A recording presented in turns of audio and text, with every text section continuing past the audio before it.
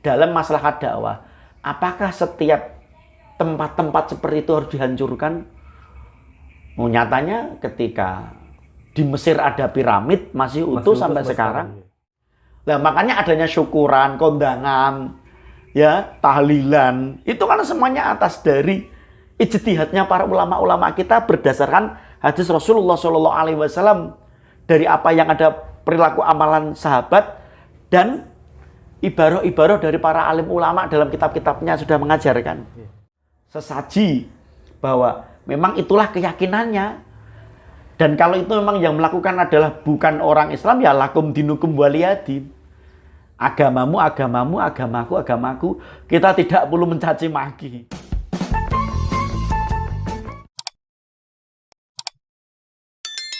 Bismillahirrahmanirrahim. Alhamdulillah, berjumpa lagi bersama kami. Saya Bang Taan dan guru saya Kiai Samping Lepen. Alhamdulillah. Ya. Kali ini kita akan membahas yang sedang hangat diperbincangkan warganet. Iya. Kalau 3 pekan 1 bulan yang lalu masyarakat dihebohkan oleh bencana Gunung Semeru. Iya, iya. Hari ini juga ada Semerunya tuh. Tentang Semeru juga. Iya.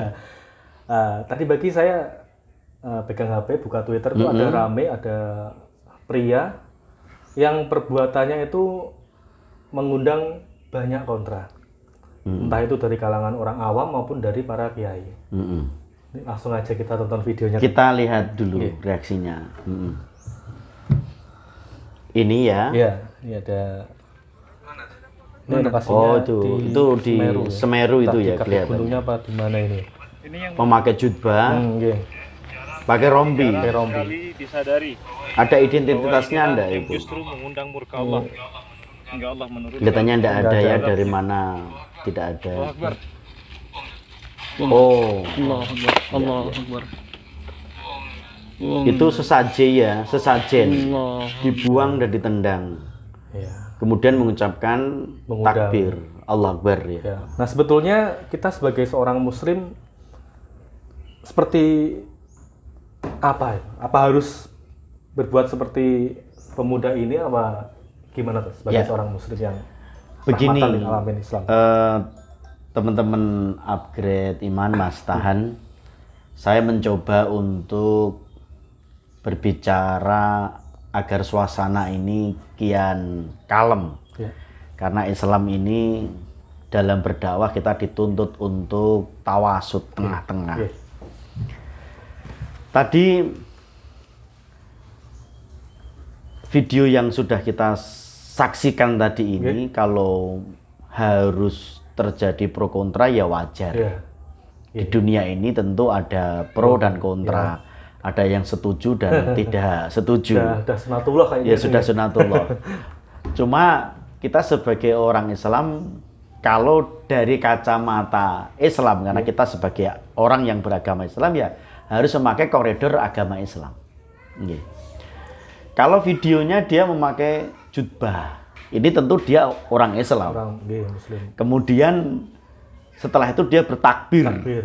Ini menunjukkan dalam melakukan nendang dan membuang ini, dia punya semangat yang hebat. Ya. Keyakinan dia terhadap Allah Subhanahu wa Ta'ala.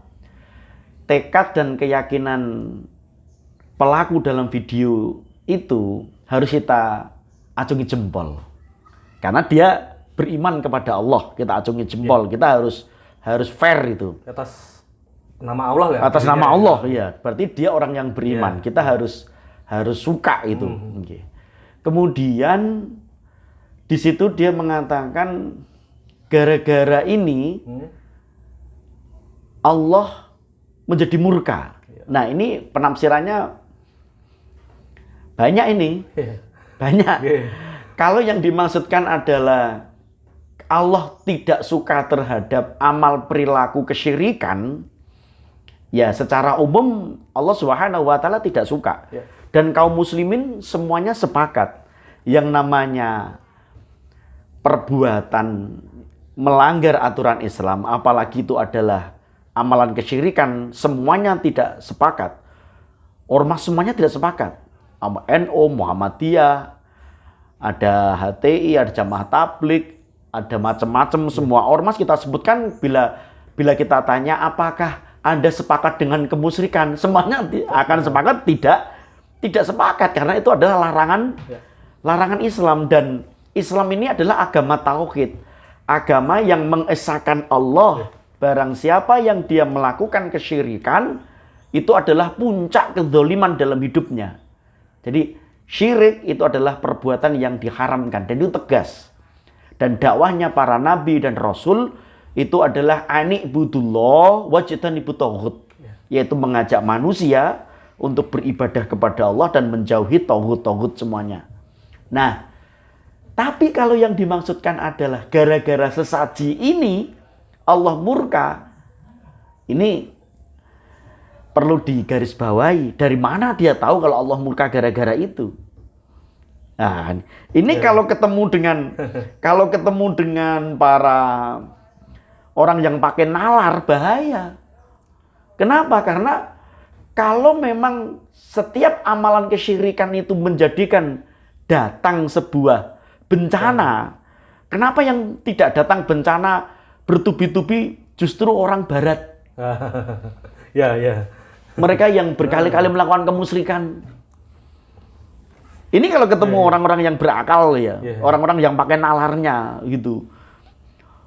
Jadi kalimat itu akan terbantahkan, maka memberikan statement di kalangan umum itu memang harus berhati-hati, tidak boleh ngawur. Sekali lagi kalau yang dimaksudkan adalah ini berarti dia memastikan bahwa gara-gara itu Allah menjadikan dia murka dengan adanya Semeru itu. Ya, kalimat ini tidak bisa dipertanggungjawabkan. Yang kedua, siapa yang menjamin adanya bencana Semeru itu gara-gara sesaji itu? Kita sepakat bahwa amalan kesyirikan bentuk apapun itu akan menjadikan Allah murka dan menjauhkan dari rahmat Allah. Kita sepakat. Tetapi kalau memastikan bahwa Semeru itu meledak, andai kata ini kan menafsiri kata kan, Semeru itu menjadi bencana itu gara-gara sesaji seperti itu. Ya, kesirikan-kesirikan Candi Borobudur aman-aman saja. Prambanan yang masih ada sesaji juga, di mana ada candi-candi di situ pasti ada sesajinya, aman-aman saja. Orang yang memakai akal akan membantah seperti itu. Maka saya mohon kepada teman-teman ketika memberikan statement ini harus jelas ya, harus jelas. Dan karena kita juga menghadapi orang yang pakai akal gitu, kita akan mudah terbantahkan. Maka kalau yang dimaksudkan itu ya statement ini cukup rawan sekali. Justru nanti akan mematahkan, akan mengalahkan kaum muslimin yang awam, kasihan sekali. Itu pertama.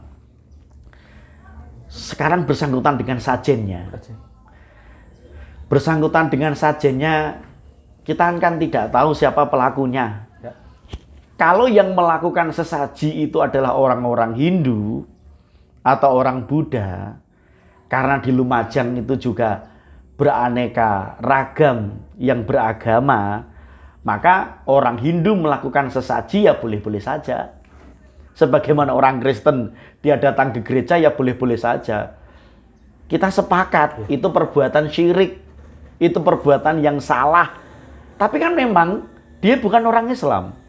Kalau yang melakukan itu adalah orang-orang Hindu, sesaji, bahwa memang itulah keyakinannya. Dan kalau itu memang yang melakukan adalah bukan orang Islam, ya lakum dinukum waliyadin. Agamamu, agamamu, agamaku. Kita tidak perlu mencaci maki. Jadi perbuatan seperti itu nggak perlu. Kalau itu dilakukan oleh orang-orang Hindu ya tidak perlu. Tidak perlu. Ngapain juga? Soalnya kan tidak ada yang ngerti. Lah dia nendangnya ketika orang sepi. Ya. Loh kalau dia memang niatnya ingin apa atau apa ya, ketika ada orang kelihatan gentlenya atau bagaimana, kan gitu. Lah ini nggak ada orang, nggak ngerti siapa pelakunya. Kalau itu dilakukan oleh orang Hindu, ya memang itu keyakinan dia.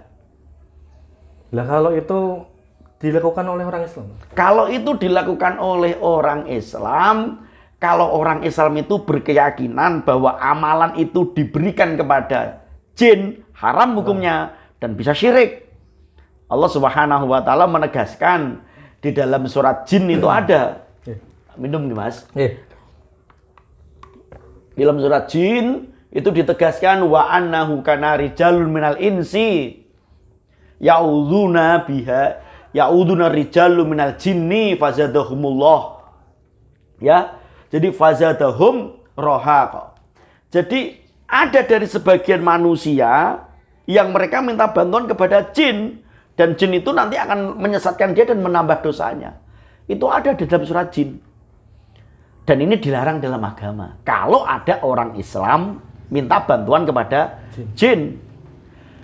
Kalau itu dilakukan oleh kaum muslimin beranggapan dengan adanya syukuran sesaji itu, nanti Allah menjauhkan dari bala bencana, tsunami atau dan dia punya keyakinan bahwa itu semuanya yang melakukan adalah jin, wewe gombel, maka dia syirik.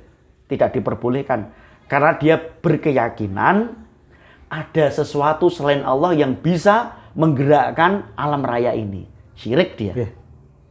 Tapi kalau itu dilakukan oleh kaum muslimin karena dia kebodohannya. Dia yakin semuanya Allah Subhanahu wa taala yang mengerjakan.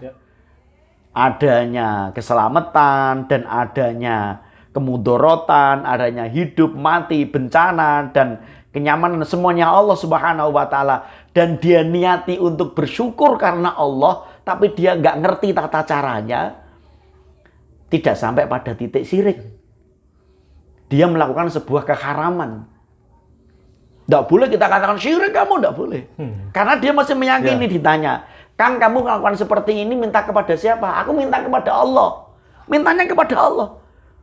Gunung ini meletus, semuanya siapa yang mengizinkan? Allah. Selamat Allah. Yang memberikan kematian Allah. Dia meyakini semuanya karena Allah, tapi tata caranya salah, tidak bisa dikatakan syirik.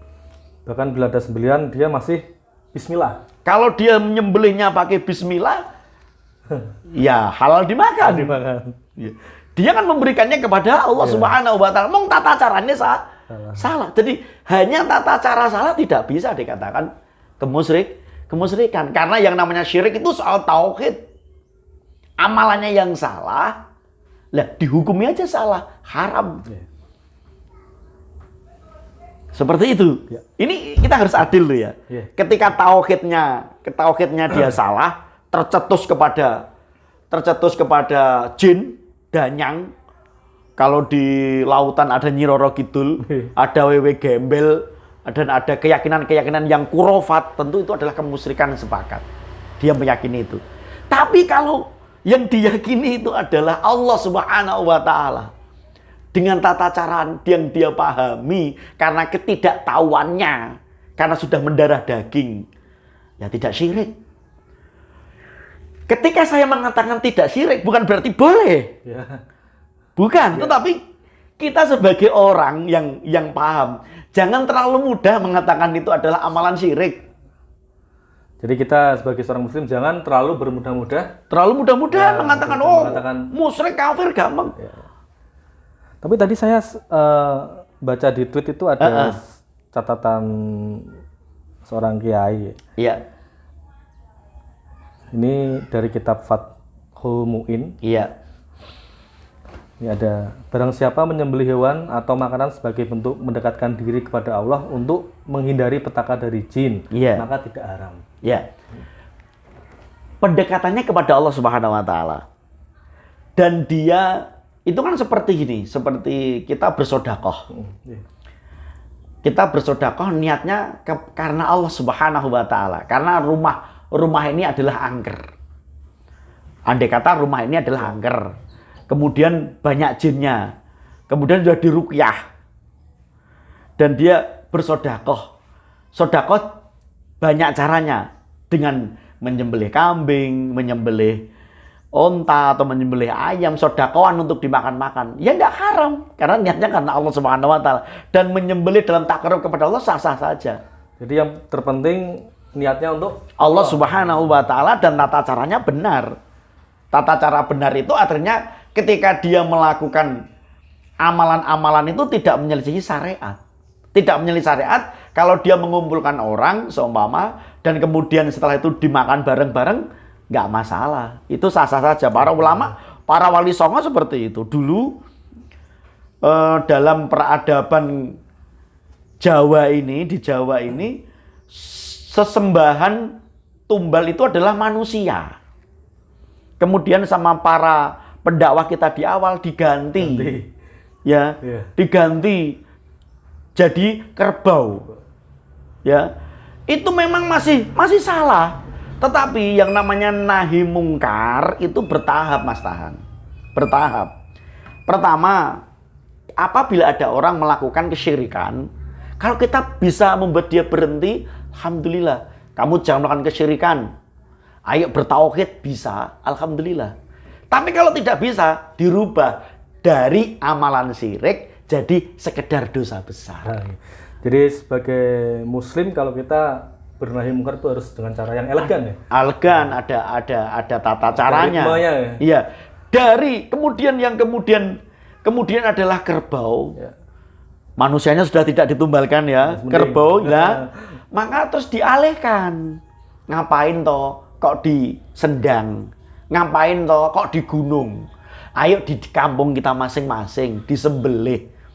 Karena semuanya terjadi itu atas izin Allah Subhanahu wa taala.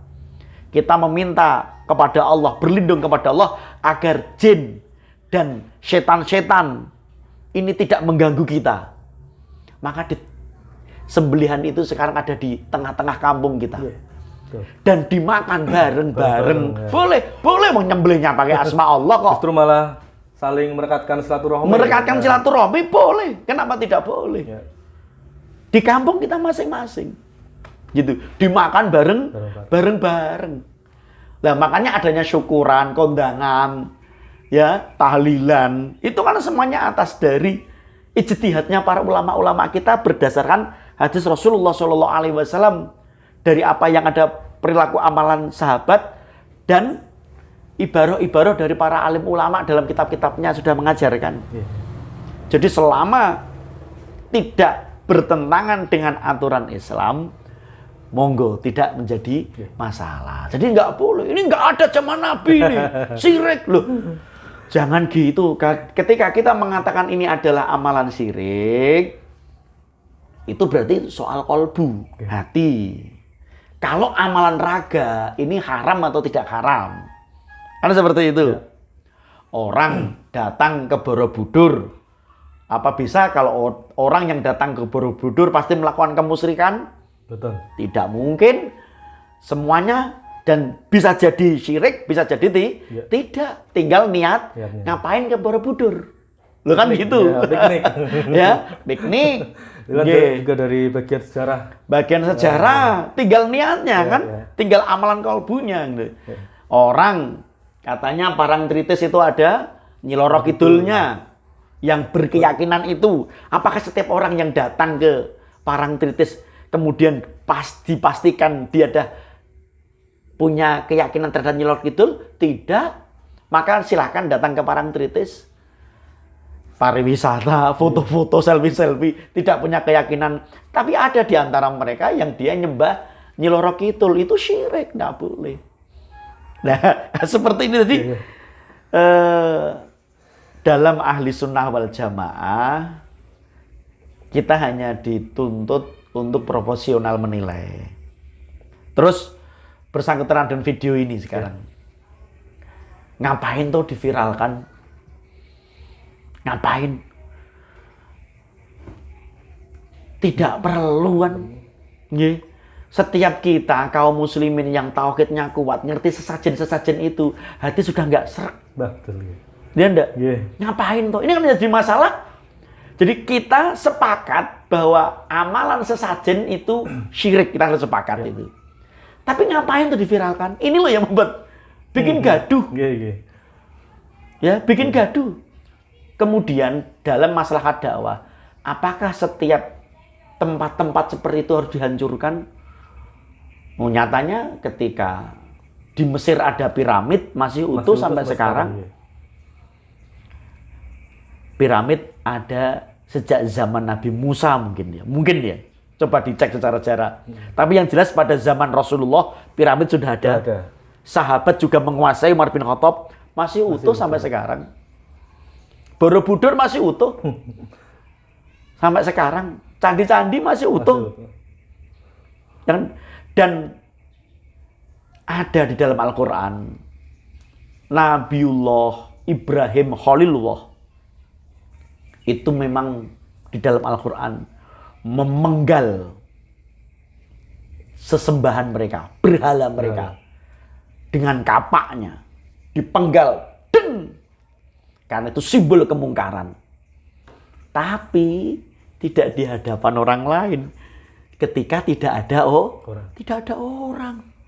Ini malah dipamer-pamerkan. Hah? Iya. Loh, ini malah dipamer-pamerkan. Iya gitu. Andai kata pingin nahi mungkar, setuju. Man ra'a minkum mungkaran fayughayyiru biyadi.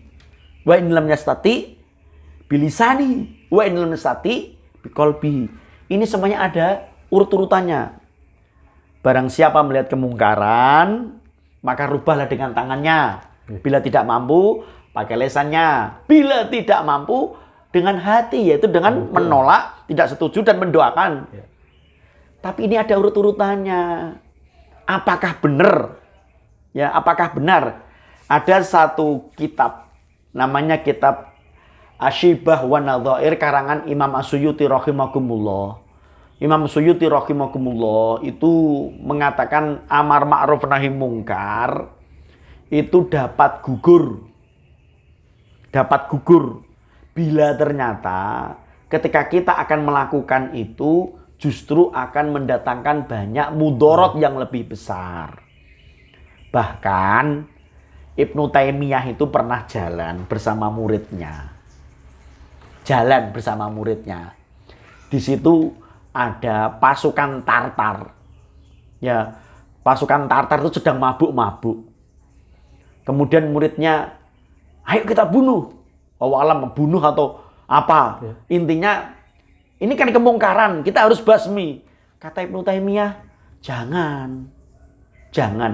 Karena kalau dia nanti kita usik, dia akan mengusik kaum muslimin yang lainnya.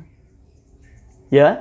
Maka saya ingin mengingatkan kepada saudara-saudaraku yang baru hijrah atau semangat di dalam dakwah amar ma'ruf nahi mungkar. Ayo kita tegakkan amar ma'ruf nahi mungkar.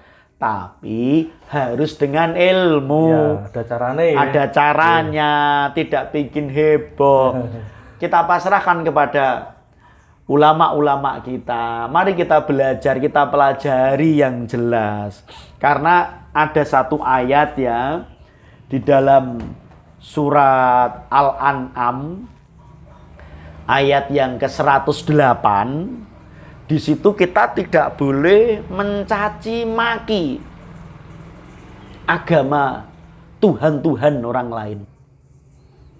Kita tidak boleh. Di dalam surat Al-An'am 108 itu kita tidak boleh mencaci maki Tuhan agama lain.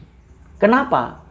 Karena kalau kita nanti mencaci maki mereka, maka mereka akan menghina Tuhan kita tanpa ilmu. Nah, bahaya kan? Bahaya. Maka kita mengatakan kita tidak setuju dengan konsep kemusyrikan, tapi sampaikan dengan hikmah. Ya, sampaikan dengan hikmah. Bahkan di dalam surat Al-Ankabut ya, di dalam surat Al-Ankabut ayat yang 46 kalau tidak salah. Itu kita tidak boleh memperbanyak debat dengan mereka kecuali mereka yang benar-benar melakukan kezaliman. Itu baru kita lawan. Kalau tidak, di kampung itu sudah akur, berjalan dengan baik. Bahkan mungkin masyarakat di sana sudah melakukan dakwah-dakwah yang indah. Sehingga orang-orang kejawennya, orang Hindunya, saya yakin sudah banyak yang mulai mu'alaf. Kan gitu? Pelan-pelan terkikis kan? Saya yakin saya bergerak. Wallahu alam nih, yang di video ini orang luar atau orang dalam. Kalau dia orang luar tiba-tiba melakukan kehebohan, kasihan teman-teman yang dakwah di situ. iya. Sudah menata dakwahnya sedemikian rupa, toleransi sedemikian rupa, tapi terus bergerak berjalan. Kita kan berdakwah di bidang garap mu'alaf kan. Nggih. Jadi kita merasakan betul itu kalau kita sudah menata dengan baik lalu diocar-acir, ya gimana ya? Makanya semangat itu harus, Ya. tapi harus diimbangi dengan ilmu. Tidak serta-merta. Sekali lagi, kesyirikan tidak boleh kita toleransi dalam prinsip kita tidak bisa, tapi kita tidak boleh gegabah. Tidak boleh gegabah mengatakan A, I, U, E, O dengan semena-mena. Yang justru nanti akan membuat dakwah ini mundur lagi. Kulil haqqa walakunur, sampaikan kebenaran meskipun pahit. Itu benar. Iya, benar. Benar, tidak salah. Nengono tata caranya. Ya. Yang bikin orang malas beragama, akhirnya banyak yang jadi agnostik. Bahkan banyak yang jadi ateis. Beragama bikin ribut aja ya. Amalan-amalan orang yang beragama yang tidak bertanggung jawab seperti ini. Jadi intinya kita sebagai muslim tuh kalau gerak harus dengan ilmu dan manut ulama. Iya, manut dengan ulama, bagaimana tertata, mengikuti manhaj salaf yang jelas. Ya, mengikuti manhaj salaf yang jelas ya. Jadi ya ulama-ulama kuno kita kan sudah mengajarkan itu kan gitu. Bagaimana mereka dengan cara tahlilan, bagaimana mereka dengan cara solawatan, bagaimana mereka dengan cara kondangan, bagaimana mereka dengan cara kerumunan. Dan Rasulullah SAW, innama bu'istu liutamima makarimal akhlak. Aku diutus adalah untuk menyempurnakan akhlak. Akhlak kita kepada Allah dengan mentauhidkan Allah, akhlak kita kepada Rasulullah dengan iktiba kepada Rasulullah, akhlak kita kepada kaum muslimin adalah dengan berbaik-baik hati, tidak saling menyakiti. Fine. Gimana? Jelas enggak ini, teman-teman? Alhamdulillah. Jelas ya? Ya. Nggih. Jadi hijrah saya setuju. Ya. Tapi ayo ikuti ulama-ulama agar kita ini tahu bahwa Islam itu adalah rahmatan lil alamin. Dakwah itu harus, tapi dengan cara yang benar. Tidak dengan saya terus terang. Ya. Tidak sepakat dengan gaya seperti ini. Tidak sepakat. Saya mengapresiasi tekadnya untuk berani, tekadnya untuk tidak suka terhadap kesirikan, saya suka. Tapi tata caranya yang tidak tepat. Akhirnya ya kita orang lapangan, Ya nanti relawan-relawan kasihan di lapangan ya, relawan. Jadi masyarakat nanti hati-hati kalau ada relawan yang gini-gini ini. Wah, ini mudorotnya lebih besar nanti.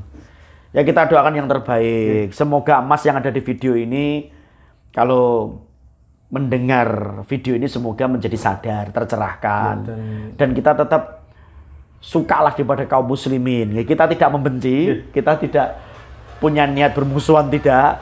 Kita justru mengajak kaum muslimin. Dan teman-teman yang muda-muda, ya ayo ngaji Ya. dengan kiai ulama-ulama kita. bukan sok matoh-matoh dewe. Ya, jadi dengan adanya kasus yang hangat seperti ini bisa menjadi pembelajaran kita semua agar kita sebagai muslim itu gerak itu kudu hati-hati, kudu nganggo ilmu, lan waspodo, lan manut para ulama. Barakallahu fikum, semoga bermanfaat.